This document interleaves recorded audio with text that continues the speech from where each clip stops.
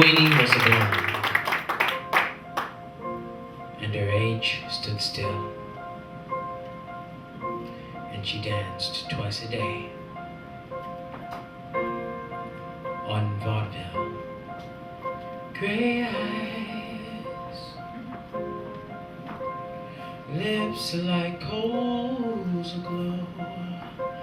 Her face was a tinted mask of snow. What hips, what shoulders, oh, what a back she had. Her legs were built to drive men mad, and she would skid, but sooner or later they bored her. 16 a year was her order. They might be blackguards, they might be Kurds, they might be actors, sports, or chauffeurs. She never inquired of the men she desired about the social status or the wealth. She was only concerned about their health. It was true, oh, she knew, but there was very little she had been through. She liked her lovers, violent and vicious. Queenie was sexually ambitious.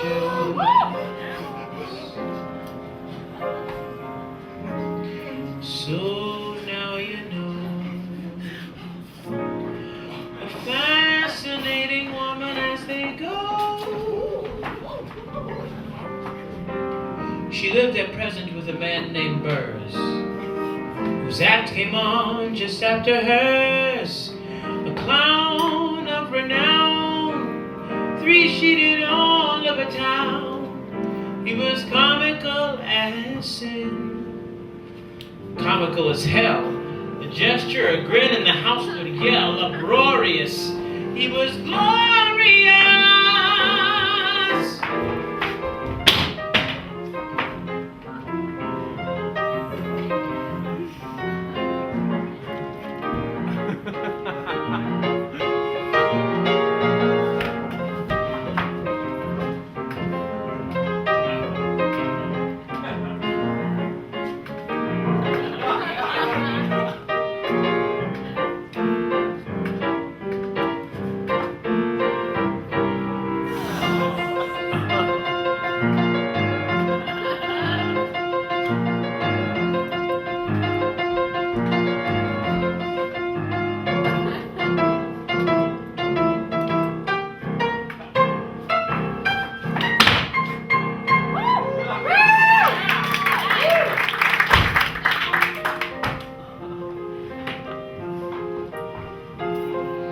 A woman would offer him up her heart, throbbing.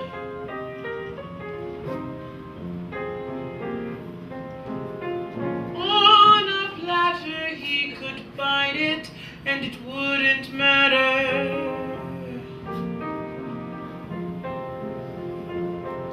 As long as he kissed and held her tight, and gave her a fairly hectic night, which he could and he would. Man, these women understood.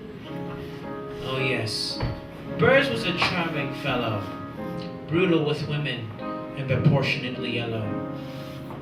Once he had been forced into a marriage. Unlucky girl, she had a miscarriage.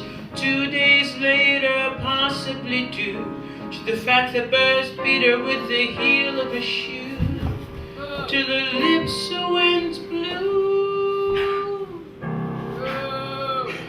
Boo!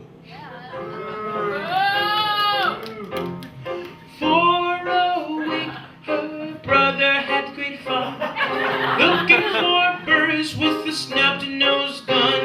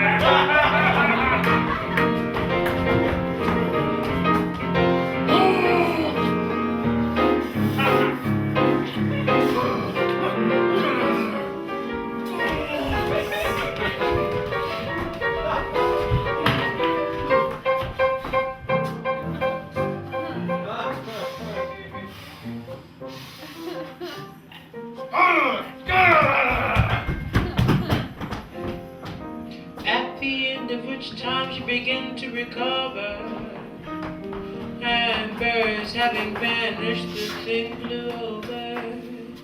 Just a sample, for example, one's probably ample.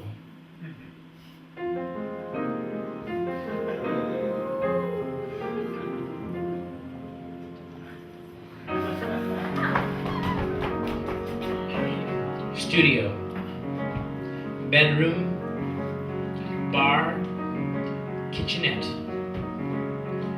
Furnished like a third-act passion set. Oriental, sentimental, they owed 2 months on the rental. Red cushions, white cushions overlaid with silk, with lace, with gold brocade. These lay propped up on a double bed that was covered with the Far East tapestry spread. Chinese dragons with writhing backs, photographs caught to the wall with tacks. Their friends in the profession, celebrities for the impression. Soldier old man Isidore, faithfully Ethel Barrymore. Over a Chinese lacquer tray there stood a gong with tassels and a brass Buddha, white candles, and an art face with broken handles, out of which came an upthrusting of cherry blossoms that needed dusting.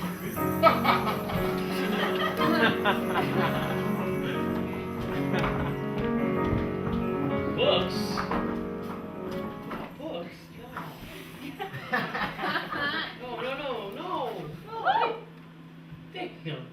You don't understand. They were far too busy living firsthand for books.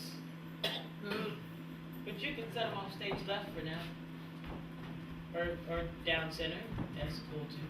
Yeah, books! Books! I love reading. So, you know, they say that reading is fundamentals.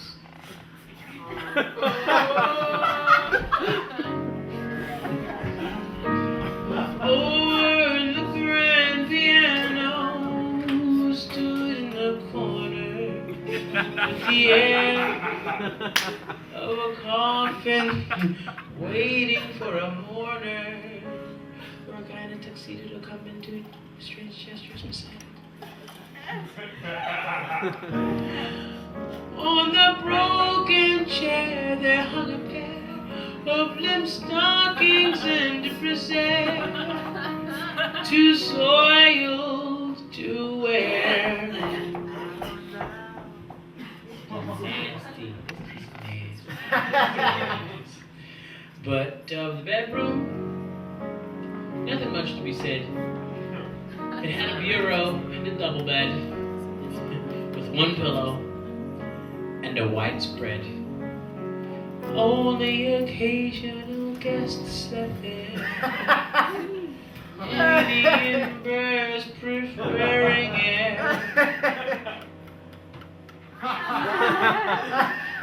Slept with the Chinese dragons instead.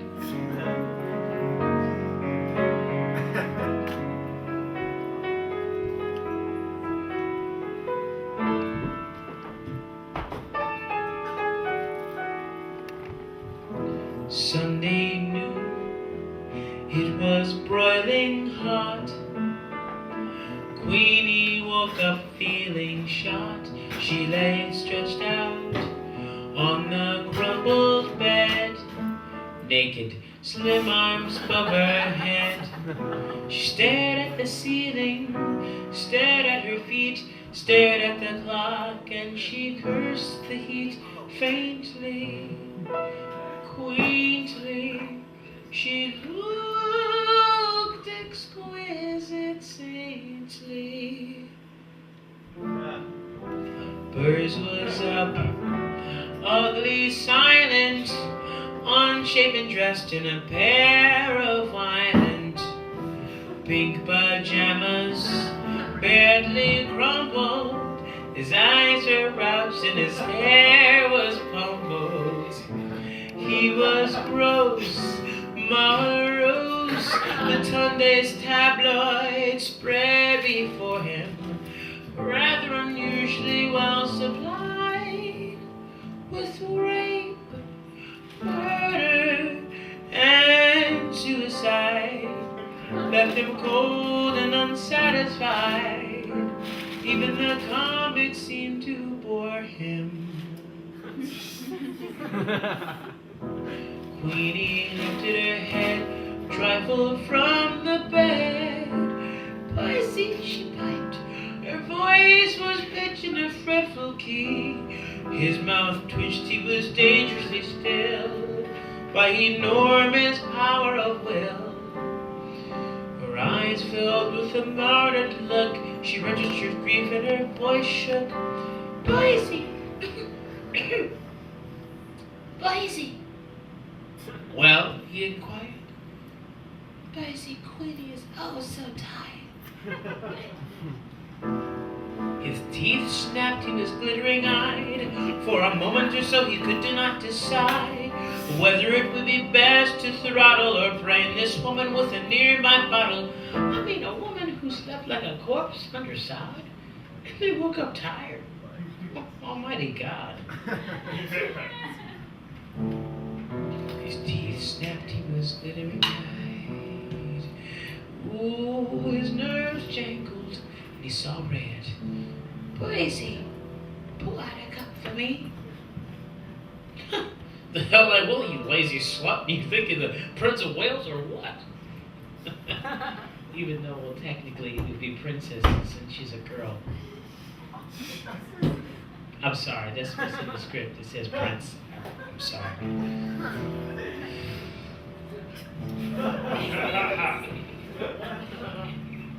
Tense silence. Foreboding sudden violence.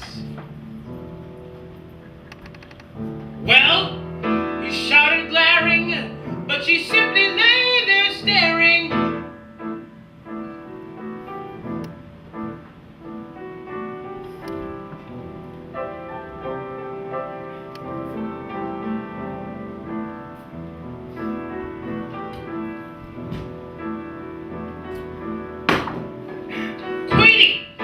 Queenie, hell, he was stubborn now. He'd make her talk no matter how. He set his teeth and swallowed his pride. Rose looked over, crossed at her side. Queenie, he seized her arm and shook it. She may have been pleased, but she didn't look it. Her eyes flashed, there was no truce, and she managed to wrench her arm loose. Though she left one facing lunch, his arm put around her waist. They tightened and crushed her thin. For a moment she writhed, and then she gave in.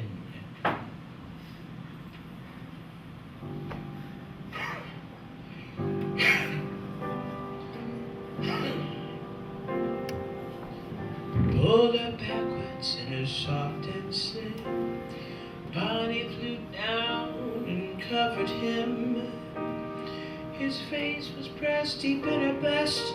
She loosened, she waited. She lay still, giving his hands and lips their will. She was cold as I saw through it. She had him now, and she knew it. His heart quickened and his breath thickened. She covered his mouth with a kiss like a flame, and he quivered and he gasped and he almost came.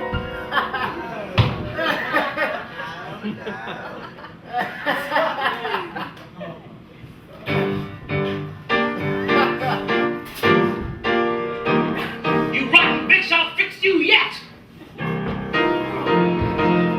You cut me and I'll kill you, you filthy bastard!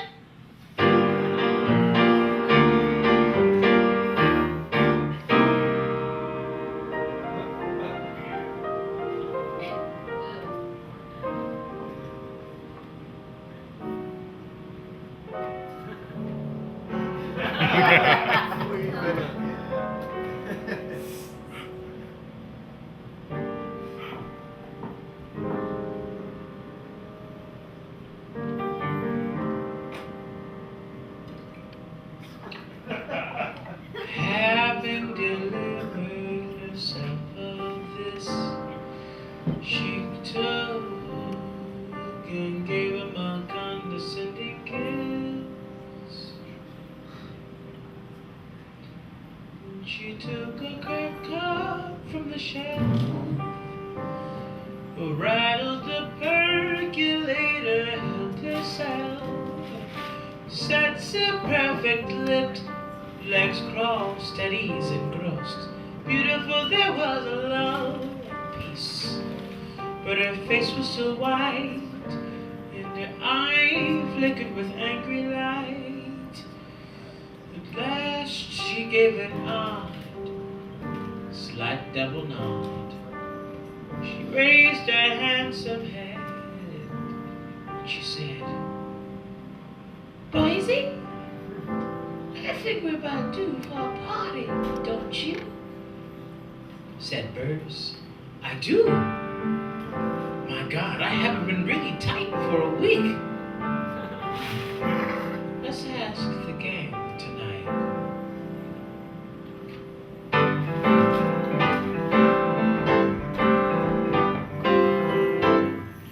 The gang was there when midnight came.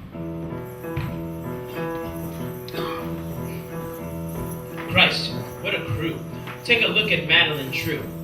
Her eyes were slanted, her eyes were clean, heavily lidded, pouched and obscene. Her mouth was cruel, a scar and red, that had just recently opened and bled. Her body was marvelous, the miracle had fused it, the whole world had seen it, a good part had used it. People paid $15 in advance, glad at the chance to see her dance.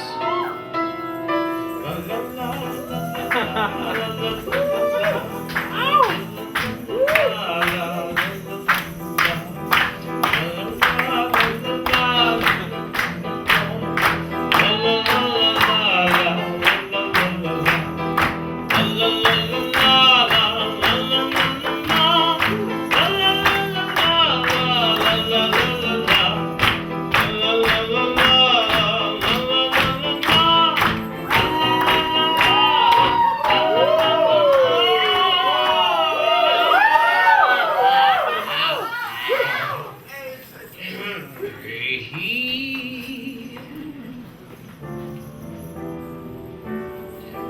Women adore her less often a man, and the more fool he, she was a lesbian. Then Jackie, perfectly formed a face, slim, elegant, full of grace, leaving a subtle trail of scent, floating behind him as he went, a soft-shoe dancer with a special act. New York or Paris, his house was packed. He had 2 cars, he'd been behind bars for theft and rape, and one for trying to escape. Too bad? Nonsense, he was fun, good sport, and the only son. Some unheard of preacher or father who kicked him out was too much bother. Of course, the Black Rose. His hips were jaunty and his gestures judicious. He was a versatile lad, ambidextrous. By contrast, Eddie, a short, squat brute, with gorilla-like hirsute, with eyes deep set and a nose battered, flat on one side, and teeth scattered, the bones about his cheeks and eyes protruded grimly oversized. A boxer, you'd guess it right, the man could certainly fight. Aggressive, fast, punishment-proof, and each hand held a kick like a mule's hoof.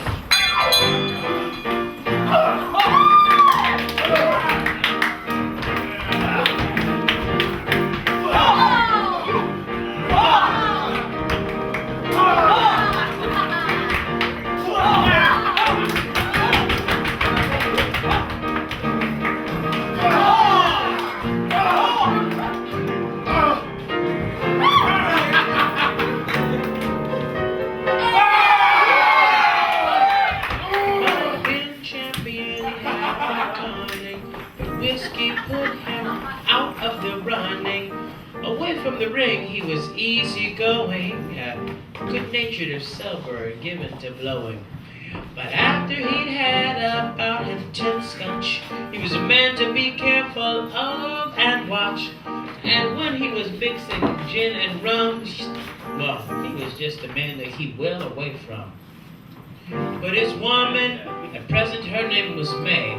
She was blonde, slender, and gay.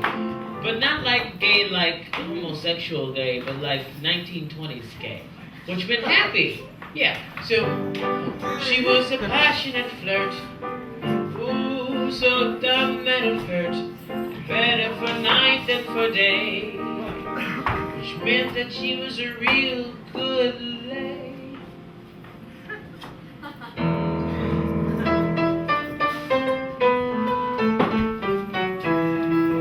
Behold the brothers Day, Armando, otherwise Oscar and Phil. They functioned together with great skill, with much power of will. They were powdered rouge and sleek of hair, and they must have worn silk underwear.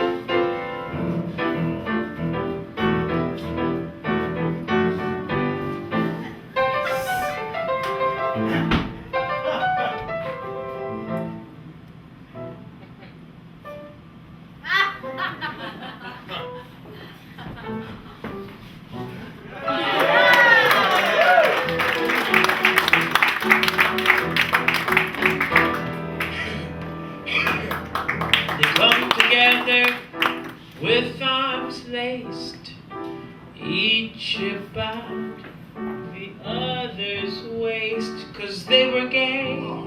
But not like 1920s gay, but like for real gay. Like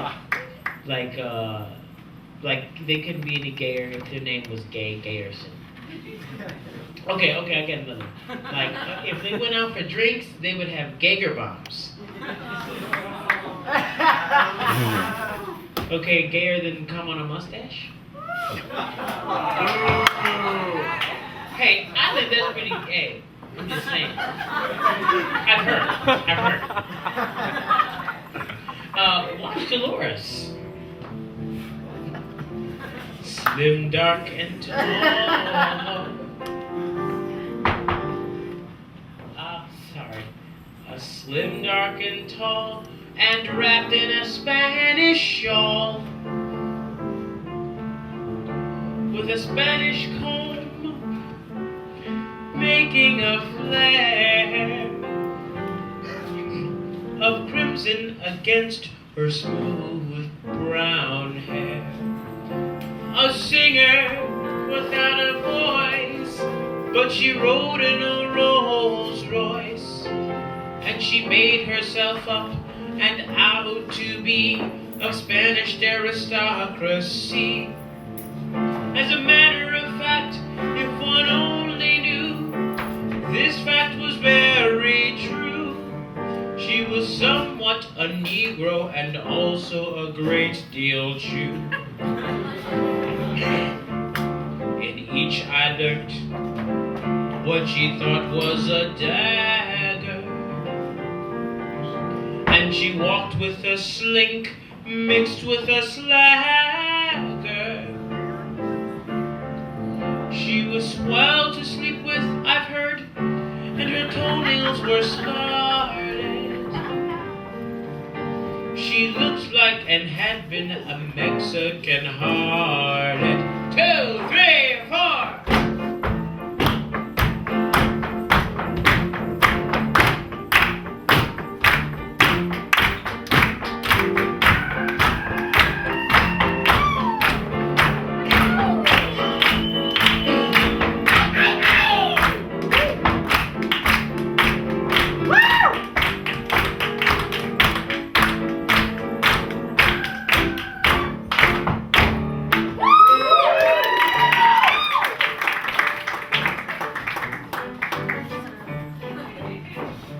Nadine, May's kid sister, 14.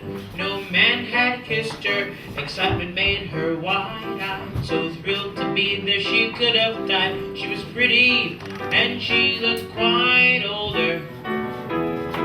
She only knew what had been told her.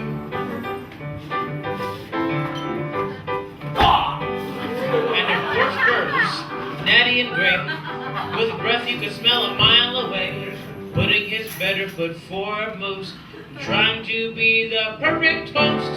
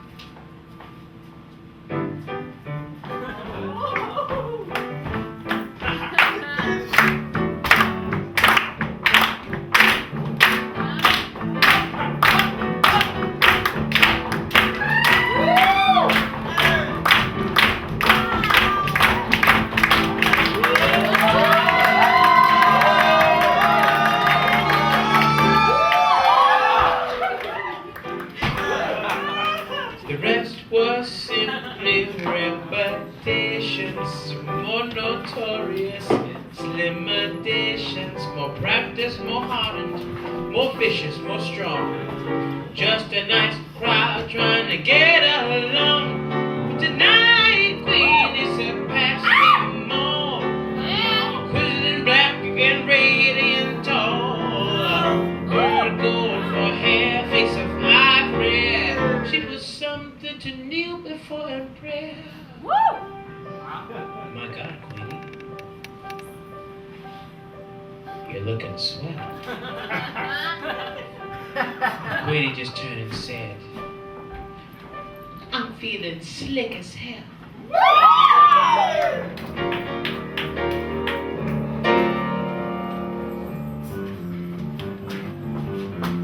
The only one not on hand was Kate. She was Queenie's red-headed running mate. She was rakish and tall, slim-legged and slim-hipped, naughty of eye and expressive-lipped, always in vogue, vicious, capricious, a rogue. But her manner was gay and delicious. She could make a Baptist preacher choke with laughter over a dirty joke.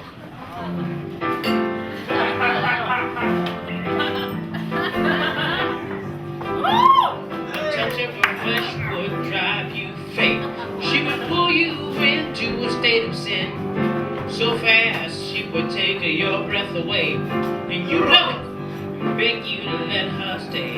She'd wreck more homes with lust and light than most women could have with dynamite. She was cute, she was lecherous, she was lovable, and she was treacherous.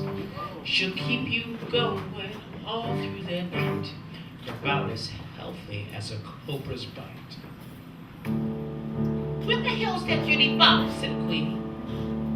She swore to God she'd come. The door sprang wide, and there stood Kate with a man by her side.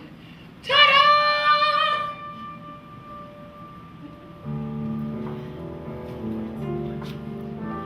Mr. Black, that's Queenie. That's Burrs. That's Jackie. Am I right? My God, there's May. No, May! Oh, I am fine. Oh. He was tall, dark, heavy of shoulder, possible 25, no older, quietly, even soberly dressed, perfectly groomed, a habit one guessed. He was carelessly straight, and his eyes were bright. His face was tanned, and his smile was white, and his features were sharply cut and keen. And he looked sporting, and he looked keen. He made you think of squash rackets, polo and yachting, and dinner jackets. And he had that air of poise without pose that only a well-bred person shows. She smiled for a second.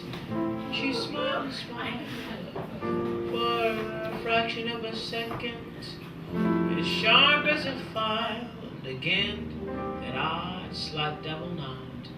The spurs for Burrs, just what he wanted. He'd try to rough her, the bastard, but now she'd make him suffer. She had planned this party just to put him on the rack, and she'd do it by making him play for Black. His gray eyes wide and ignorant, doubtfully, shyly, she smiled at him. "How do you do, Mr. Black?" said she. "We're rather informal here, as you can see. It was sweet of you to come, I think. Boise, makes Mr. Black a drink." "Please, don't think me rude if I stare. Well, your hair."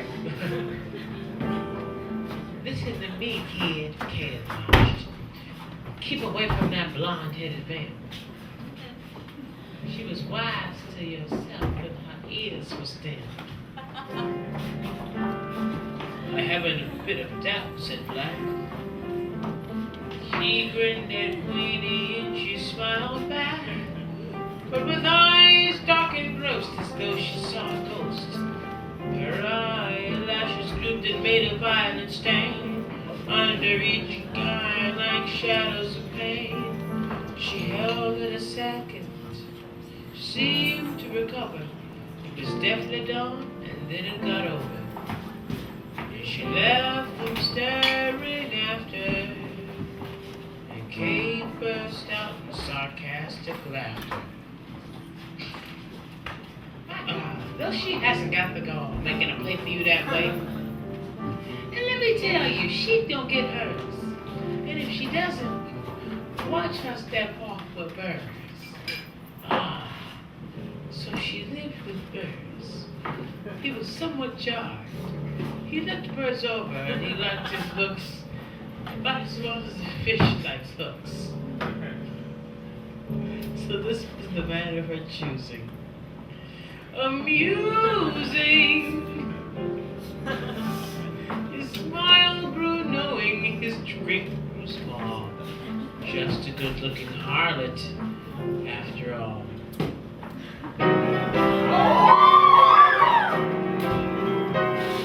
The candles buttered their flame for gay. Shadows up back and out of the way, and that's when the party began to get going. Back room ramming, the room talk louder, women's faces sure flushed with powder.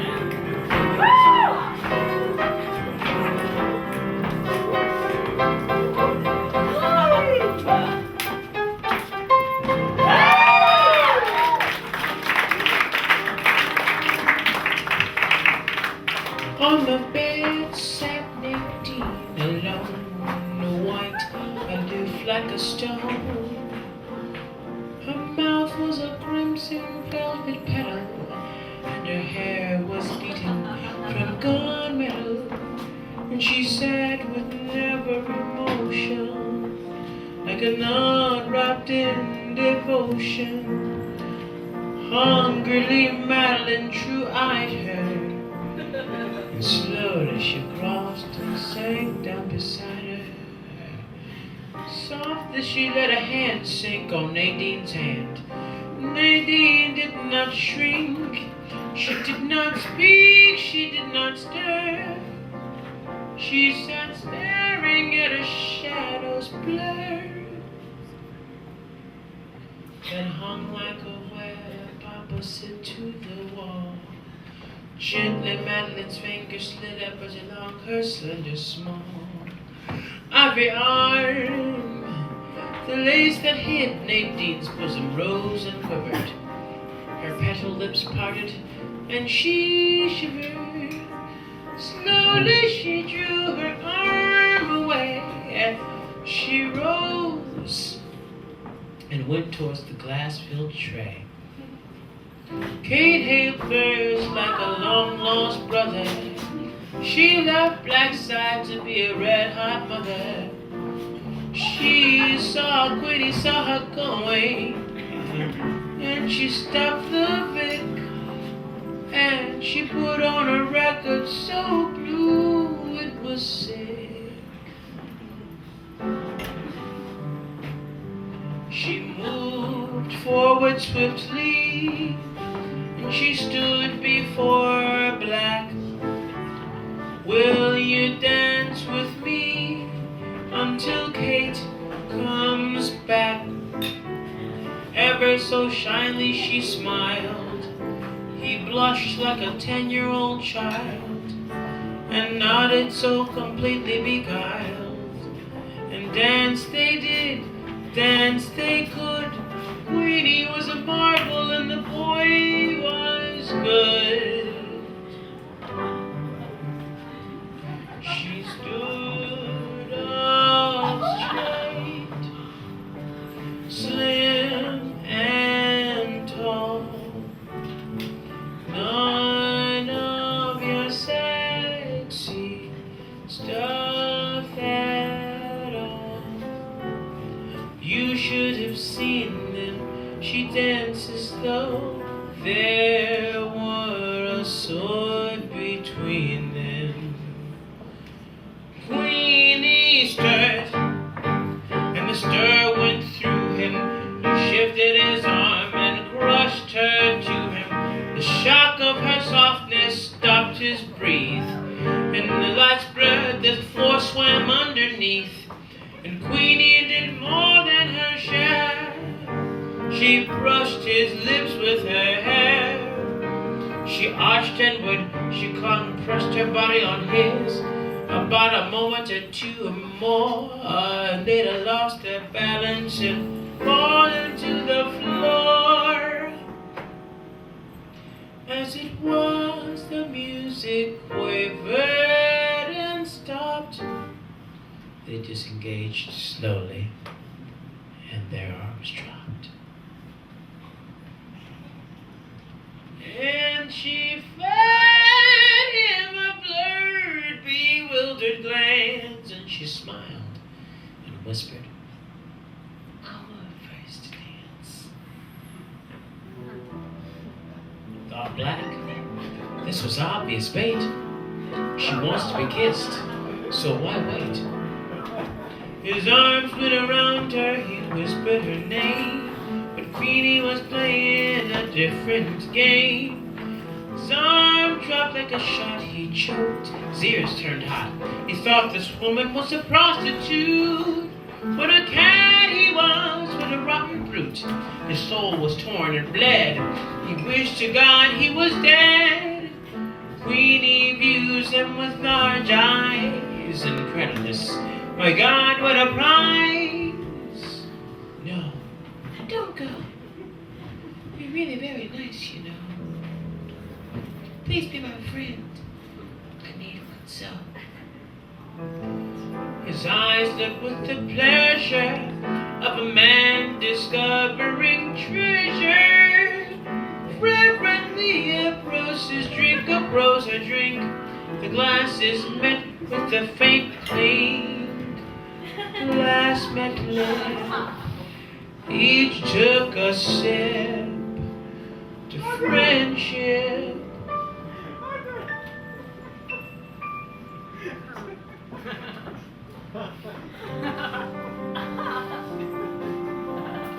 Meanwhile on the double bed, eyes closed in bliss, Burrs and Kate lay in a 5-minute kiss.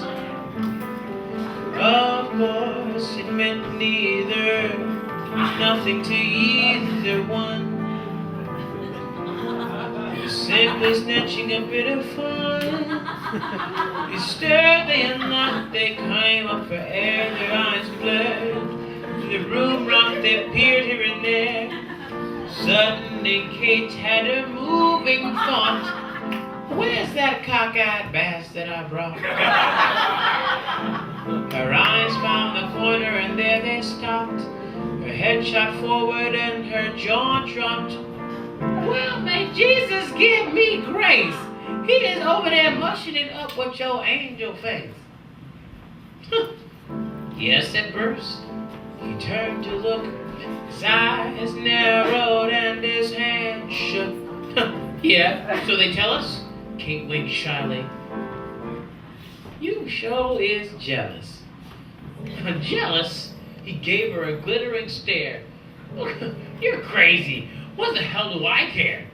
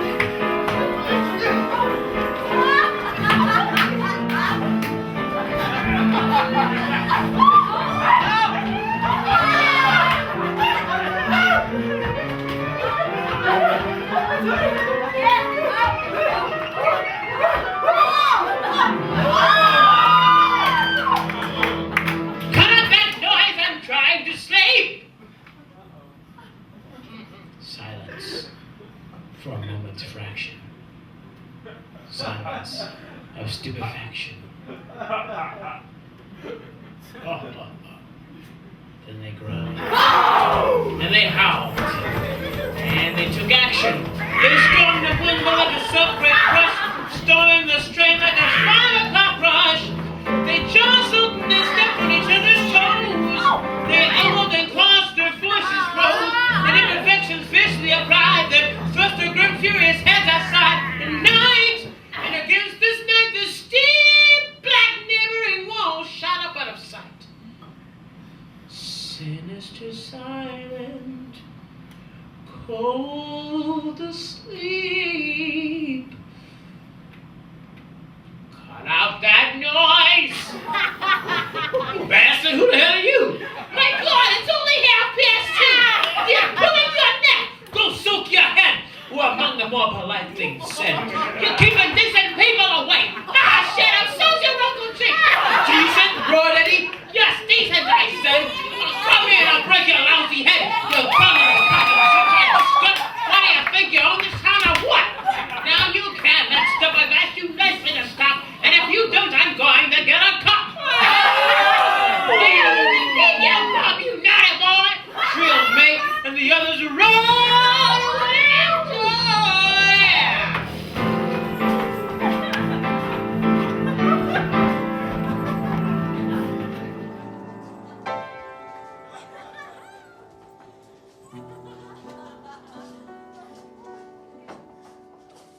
But to away stood black and queenie, intimate and gay.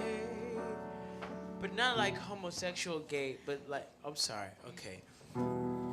Her hand rose and made a streak against the tan of the stranger's cheek. Burr's eyes narrowed, his eyebrows met. The palms of his hands grew cold with sweat. His eyes grew sharp and for them he shouldered his way toward them. Queenie. Queenie, come here, please.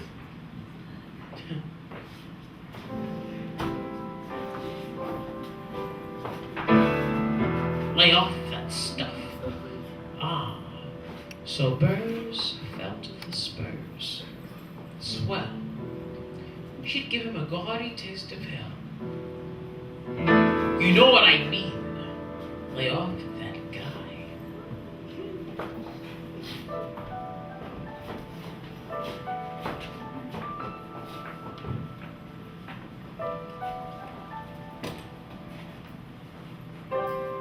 Would you care for some air?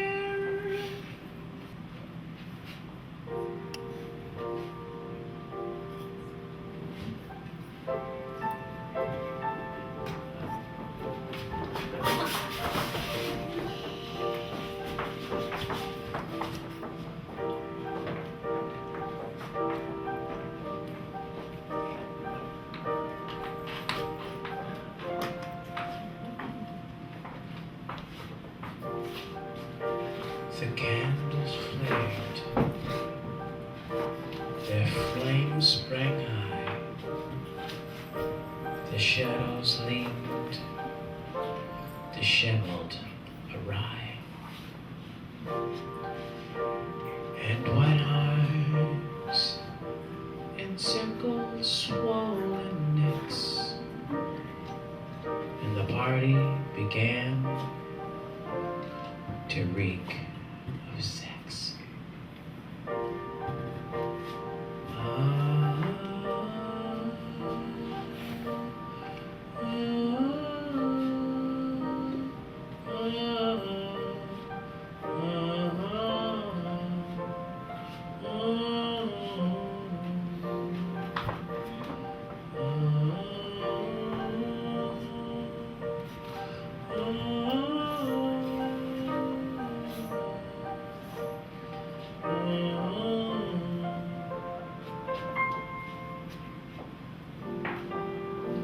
They murmured, oh, they gasped, they lurched and pawed, oh, they grasped,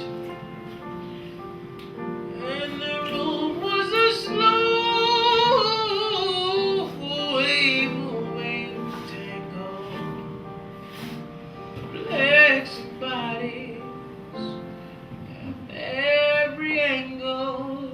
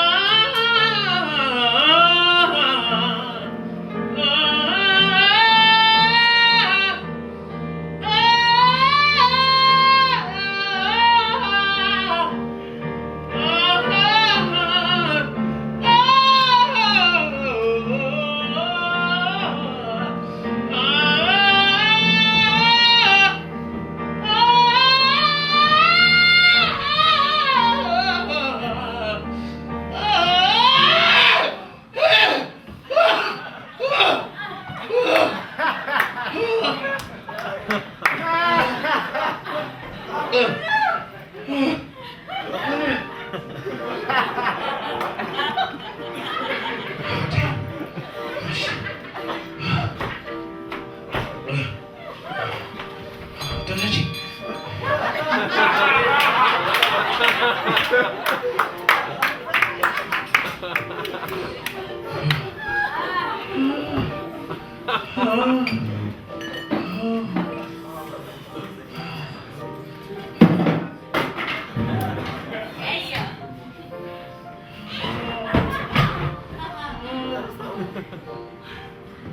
Don't touch me, don't touch me. Don't touch me. Sensitive, sorry.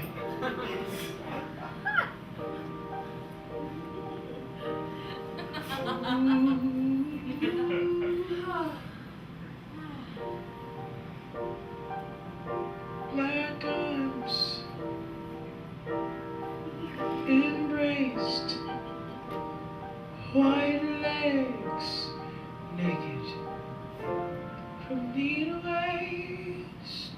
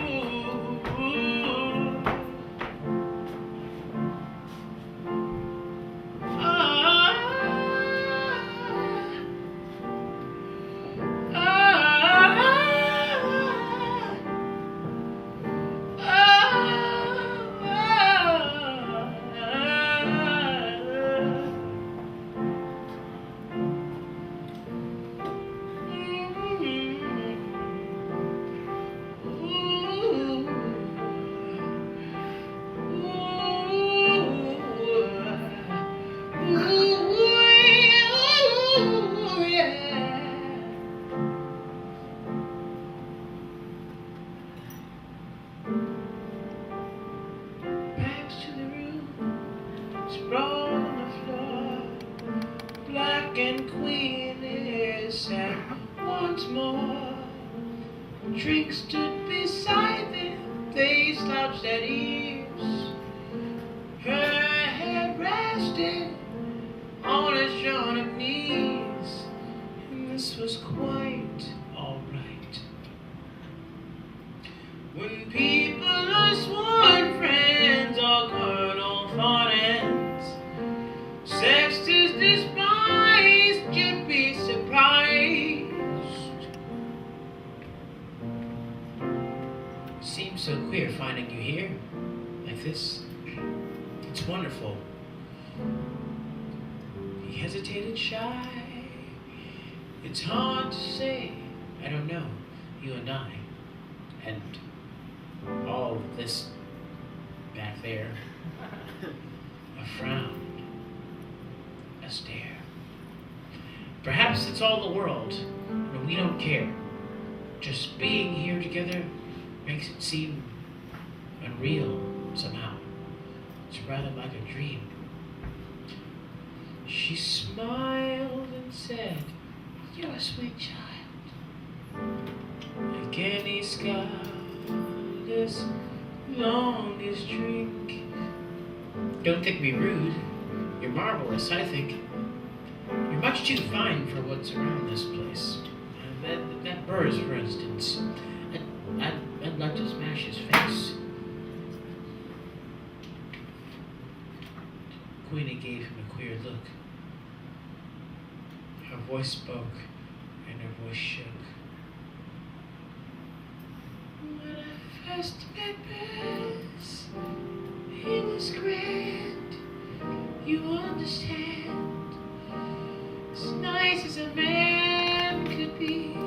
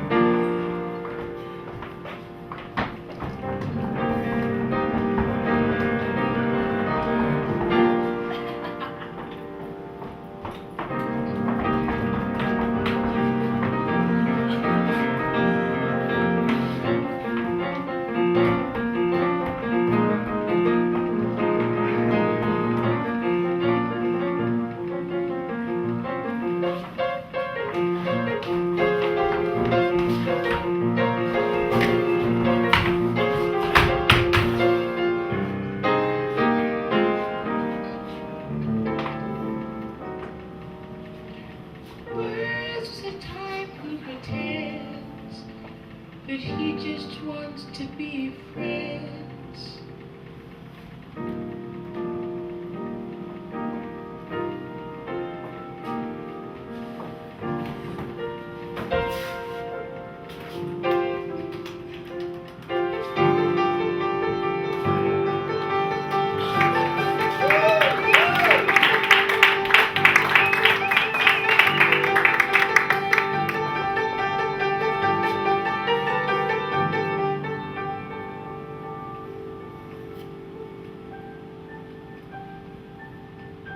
I was only 16. How could I know? She shrugged. It seems ages ago. So what good does it do to say that I'm through?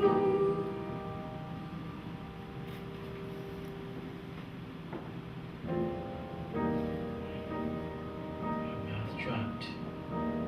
Her lashes fell. You have no idea I've been through hell. So what good does it do to say that I'm through? Who have I got to turn to? Bravely she smiled, more about her child. He cleared his throat, his eyebrows met. You've got me always. Don't forget. Dear boy, she whispered. Fingertips rose in his hands and met his lips.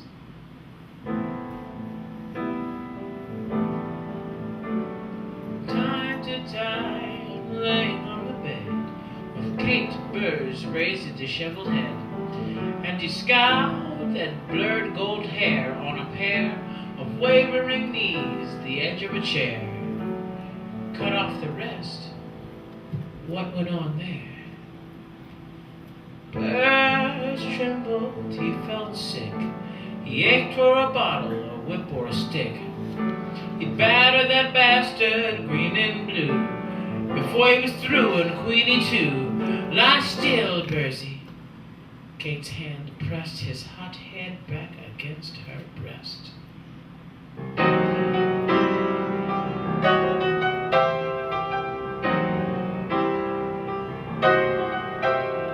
Candles of flame stood stiff and tall.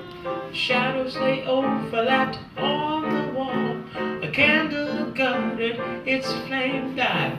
The shadows rushed in from every side. A sinister, swift procession, taking grim possession. The noise dropped to a strange jumbling, low-pitched sound like distant mumbling. Over this blur the Victrola threw an inconsistent music, soft and blue. Under the grin of piano a swirled Oscar and Phil, dead to the world. Their spawn-like corpses there and their pitch faces show ghastly white in unbruised places. Everyone lives his awful time. Yes, sir, that's what I can do. As for me, I could drink all night. Yes, sir, that's what I can do. Yes, sir. Mix with the gin, whiskey and wine. 25 minutes still feeling fine. Yes, sir, that's what I can do. Yes, sir.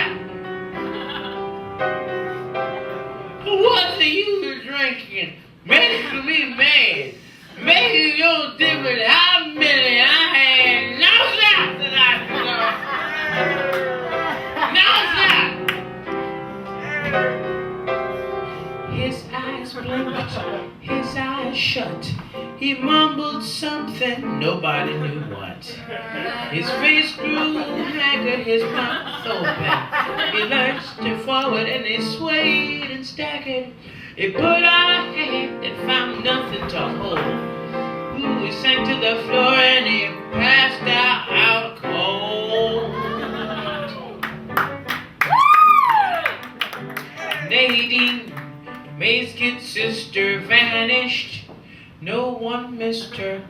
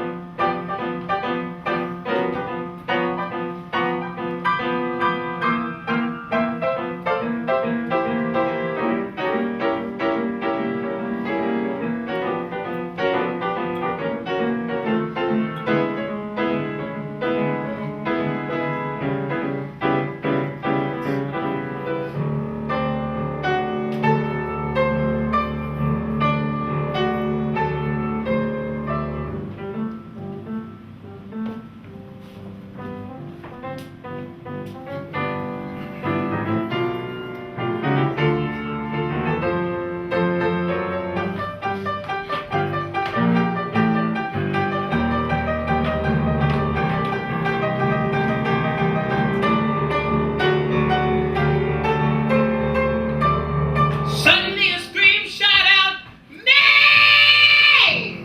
Then suddenly she left him swaying Eddie. Oh, but he was there already.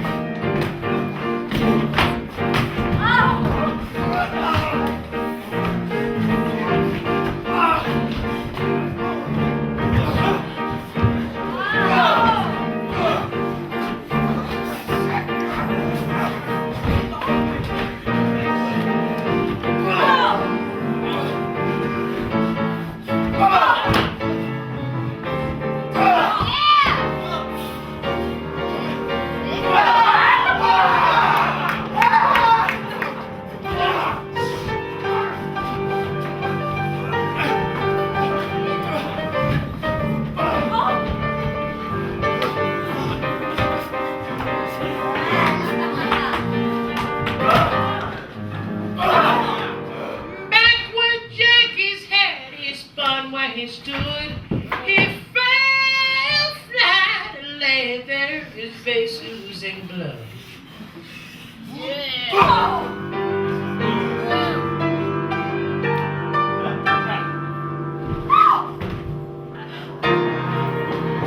Let go my arm! Let go my arm, you cockeyed swell! Let go! Goddamn your soul of hell! She wrenched free, she struck him once then fell on Eddie's back and writhed like a snake as she sobbed, and so her heart would break. At intervals she would caress poor Eddie's head and shriek he was dead. Then little by little her sobs grew less. Fainter and fainter they stopped. She sighed and her head dropped. Her eyes shut, her breathing grew deep. Her lips parted and she lay asleep.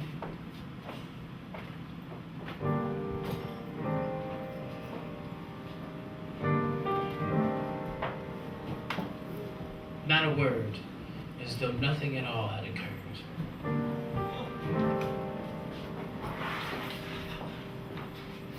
Burrs raised clenched fists, but his guts turned hollow. He watched him go, and he dared not follow. He shook. His face began to twitch. I'll fix you plenty, you son of a bitch.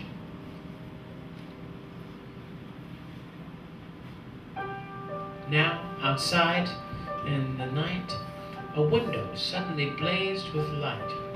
The silhouette again about to complain, but this time with no sepulchral voice.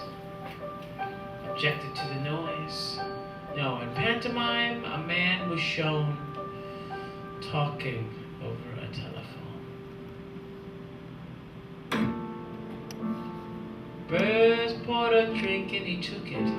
His hair's buzzed and he shook it. I beg. I lapsed a second. He shook his head and recovered. I beg your pardon, he said. Queenie's giggle was delicious and light. Oh, I'm all right, he said quite. But I think I must be tight.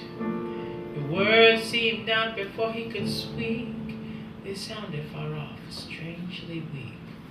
They both sat down in the usual place. She arranged her shirt.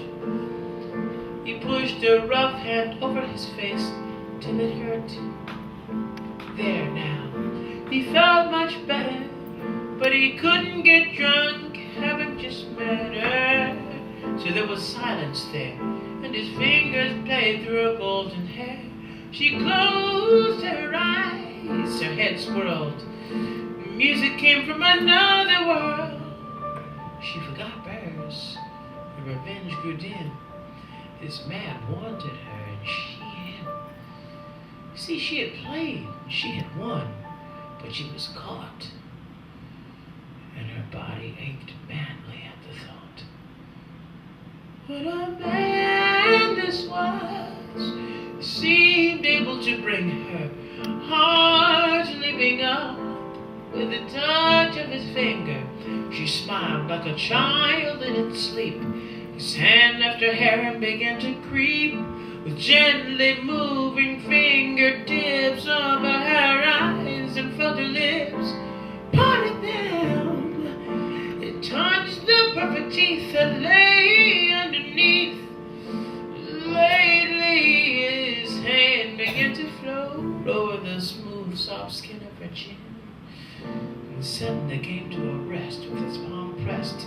And soft on the hot pulse of her slender throat, she gave out a sound like a sob, and her body began to throb. Somewhere inside her broke with a snap.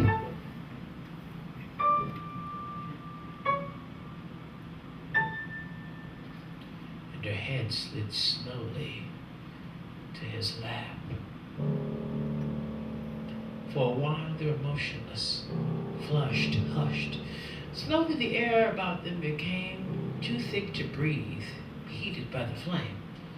Their hearts pounded till their brains shook. Blood roared through their veins like a swollen brook. His fingers ached to feel the fresh, cool flesh. His hand waked and discovered the shoulders and began to explore under the edge of the gown that she wore. And the edge of the ground was drawn taut across the white flesh his knuckles caught, and the fingers began to retreat in defeat, and her head stirred in his lap, and she undid a shoulder strap. Slowly his hand sank out of sight. His heart pounded and his throat grew tight. His fingers fumbled at her brassiere. It loosened. He paused. He did not dare. Then his hot hand cupped her breast. Suddenly came to a rest. Ecstatic, frightened, but her hand covered his and tightened. She gasped. She started. She flushed. Her lips parted. Unevenly her bosom lifted and sank and rose and drifted. The light fingers slowly across his face, their breaths whispered, and they slowly swirled in space. And the soft, hot vortex of desire sucked them down, gasping, on fire. His eyes opened through a misty light. Her red mouth quivered in a blur of white. Down drooped his head. His breathing grew hoarse. Suddenly, the mouth slapped with a force that bruised their lips and crushed them thin. Their bodies stiffened and their cheeks sank in tighter, tighter, to their faces hardened and they grew whiter.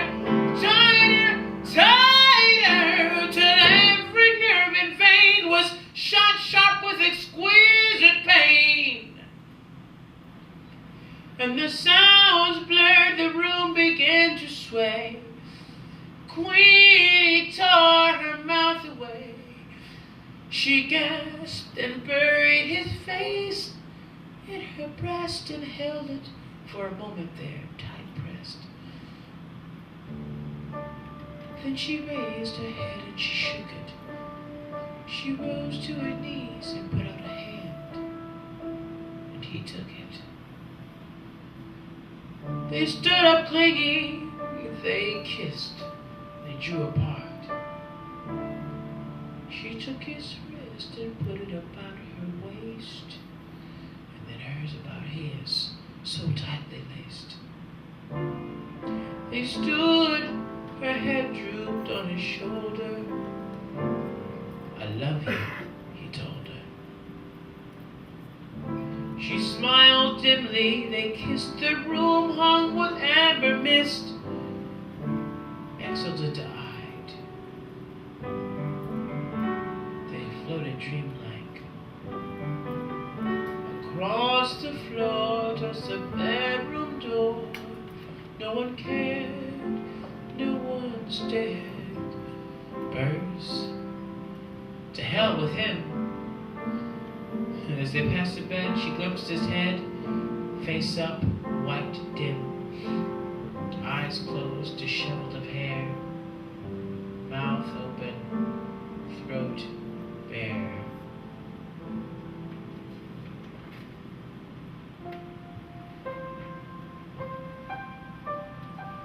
Some love is fire, and some love is rust. But the fiercest, cleanest love is lust. And their lust was tremendous.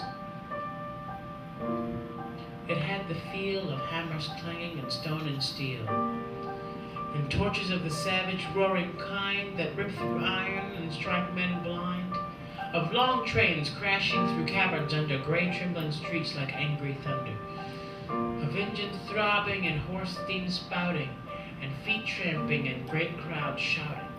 A lust so savage they could have wrenched the flesh from bone and not have blenched.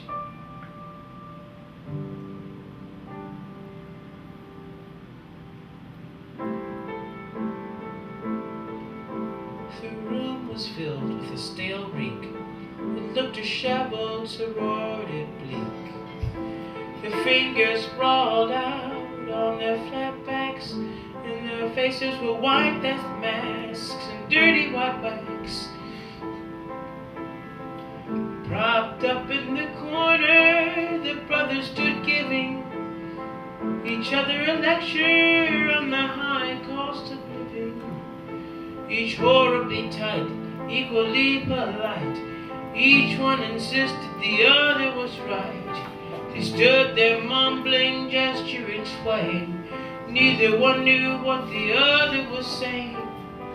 The Victrola played steadily. Beside it sat a white-faced Teddy, battered with a hat and a slant on his frosty, disheveled head. Obviously he wished he were dead. He sat hunched, staring at the wall, with eyes that saw no wall at all. With one half of a foot he kept the music's rhythm. He wept, and the record played on, and each time it ended he would look up startled, greatly offended. And then he would rise, and with steaming eyes, carefully, with a face of pain, he would start the same song over again. The double bed was a tangled heap of figures interlocked, asleep. Their arms lay flung in all directions, legs made fantastic intersections. White faces lay tossed back, and mouths gaped hideous black, with his head hanging across Kate's knee. Lay birds, he slept uneasily. From time to time his body twitched as though it itched. Suddenly she sighed, rolled over, crouched at her side. She clung to birds like a long-lost lover,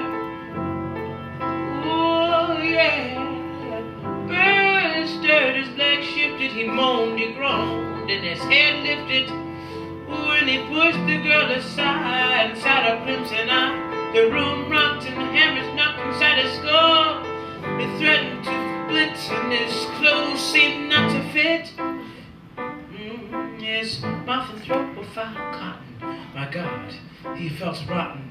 He writhed out the edge of the bed, and he sat there hunched, clutching his head, but not for long. Something was wrong. Suddenly he had a thought. His head lifted and he grew taut. He peered over at the corner chair, looking for knees and blurred gold for hair. They were not there. His throat grew tight, his face turned white. His eyes narrowed, vicious, suspicious, not so good. He rose where he stood up baking, shaking. He staggered to the corner, gripped the chair, and peered behind it. They were not there. 2 empty glasses and 2 pillows placed flat showed where Queenie in black had once sat. His back straightened, he snarled, and he wheeled around and around the room, stooping and peering at white faces that lay up in shadowy places. Swifter and swifter and sinister he went, and they were not there. Then where? He went to the table to get a drink. He must think.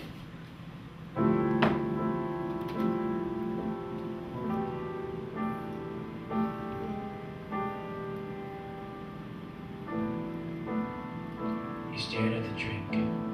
He stared at the floor. He stared dully at the bedroom door. With eyes wide blank, his eyes swept down. He drank. Then something moved in his brain, and his eyes shot up again and stared gleaming at the bedroom door as though he had never seen it before. Each eye suddenly narrowed to a slit. His heart jumped, so that was it. His ears shook, his ears rang. He put his glass down with a bang. His face was as white as though acid had bleached it.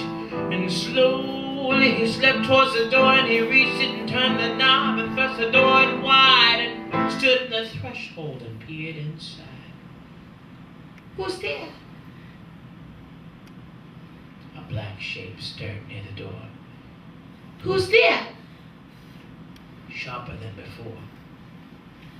Who the hell do you think, you whore? I'll break your goddamn dirty neck in half! You dirty bitch!